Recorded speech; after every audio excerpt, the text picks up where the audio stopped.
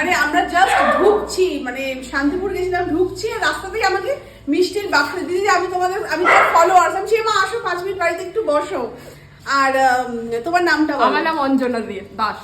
আচ্ছা, মানে থাকে ব্যারাকপুরে, কিন্তু এখানে বাপের বাড়ি আমাদের বাপের বাড়ি। হ্যাঁ, সেই জন্যই এসেছি। মানে একদিন বেশি ছুটি পেয়েছি বলে আসতে পারলাম, নাহলে শনিবার আসে রবিবার চলে যায়, তখন আর আসাই হয় না।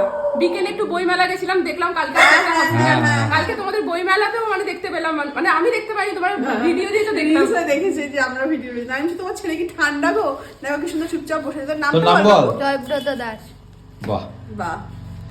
আর বাবা পঞ্চাননের মিষ্টি এসছে, ওই যে রিলসে আমাদের দেখেছে না, যে মা ওই পাটিসাপটার পুরের ভেতরে কি বলে কাঁচা গোল্লা দেয়। তোমাদের সন্তোষীবার পুজো ছিল, কিন্তু আমরা এখন মিষ্টি খাচ্ছি না, আজকেও যেখানে গেছিলাম এত মিষ্টি দিয়েছিল।